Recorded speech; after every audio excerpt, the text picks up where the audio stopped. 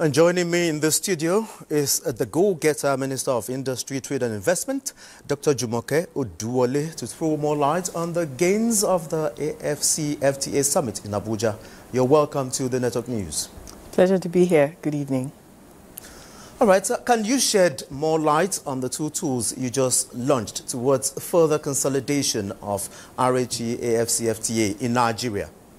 So this morning, the Federal Ministry of Industry, Trade and Investment released the inaugural version of the Nigeria Trade Intelligence Report. Now, this report is an empirical study, basically in simplified language. It tracks all that happened in the Nigerian economy in 2024 and how it has reflected on the economy in 2025. We also released Trade Insights Report, which is a half-year report of what happened in H1, the first half of 2025. Now, taken together, this is an 18-month snapshot of the Nigerian economy, from our trade relations, from our bilateral relations, to what happened with tariff headwinds across the world and how it affected the Nigerian economy, to how the diversification architecture has been paying off in our economy, all the reforms that have been undertaken by the Renewed Hope agenda. And so it's really beginning to show the inflection point that we knew 2025 would be, and data doesn't lie, the empiricals don't lie, and that's why the ministry decided to release these two reports today.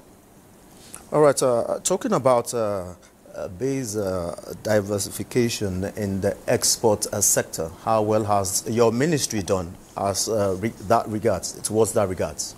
Well, it's really Nigeria. We must commend, first of all, the administration for the diversification reforms that have been put in place right from May 2023, and the Nigerian entrepreneurs, the whole ecosystem of Nigerian MSMEs and larger businesses. Our non-oil exports this year alone improved by 14% year on year. And the big shocker, although oil exports are still about 58%, the big shocker was a growth of 116% in non-oil exports, particularly led by manufacturing and agriculture.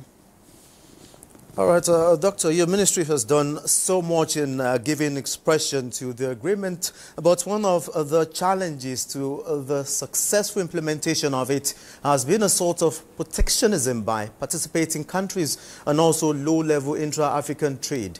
How is that being addressed?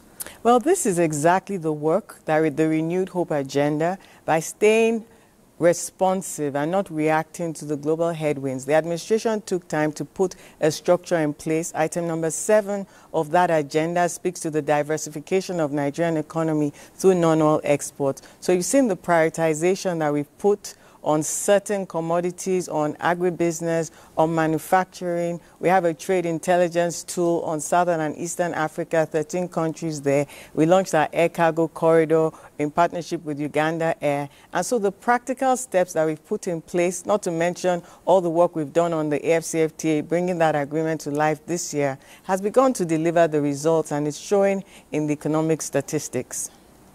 All right, so talking about air cargo corridor that you just mentioned now, that was launched earlier in the year. This is closer home for us. And why the renewed interest in the media?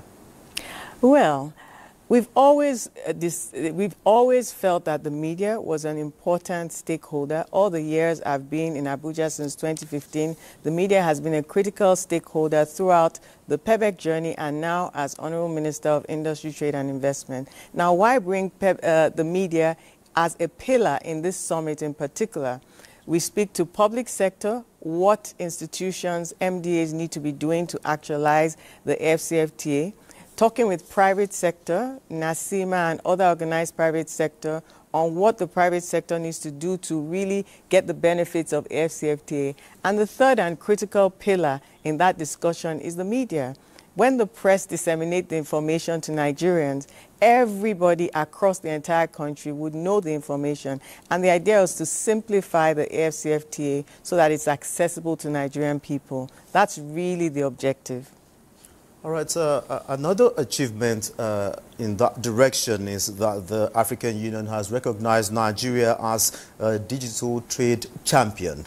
What does this portend for tech-savvy youth in the country, and what incentives do they stand to gain? So in February this year, Nigeria was designated co-champion of the Digital Trade Protocol. This was on the back of Mr. President receiving a personal commendation at the AU Summit of Heads of States and Government. Nigeria also is the first country to approve the ratification of the Digital Trade Protocol. That was a FEC approval that we got 3 weeks ago. Now, what this means is that the Digital Trade Protocol of the AfCFTA agreement is one of the first, it is the first in the world to deliver this kind of structure, this kind of depth and sophistication. Another FEC approval that we got at that same meeting was the approval of our IP policy and then our export of services, the NATEP program. So taken together, this bouquet of approvals that the Federal Ministry of Industry, Trade and Investment got at the last FEC meeting delivers the practical, robust regulatory framework and legal framework for MSMEs, for startups to actualize to scale their businesses, to export their services. Services are already over 50% of Nigerian GDP and growing really fast. We're competitive in this space. Over 50% of the unicorns in Africa, that's companies that gross over $1 billion, that are valued at over $1 billion, are of Nigerian extraction. So Mr. President has said that this is where our youth are competitive. So every regulatory and legal enablement that they need, including digital public infrastructure, such as the single window intervention for trade facilitation,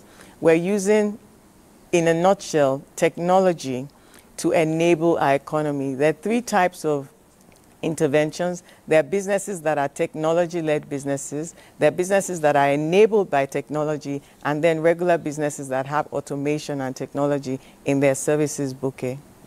Okay, just before I let you go, Doctor, you mentioned NATEP now, which actually caught my attention, which is the Scale-Up program for artisans. How far so far? So NATEP is actually the Nigeria Export of Skills intervention. So the NATEP is the coordinator for the federal government and for the Nigerian economy. We launched a skills accelerator with the World Economic Forum just about 2 weeks ago in Lagos.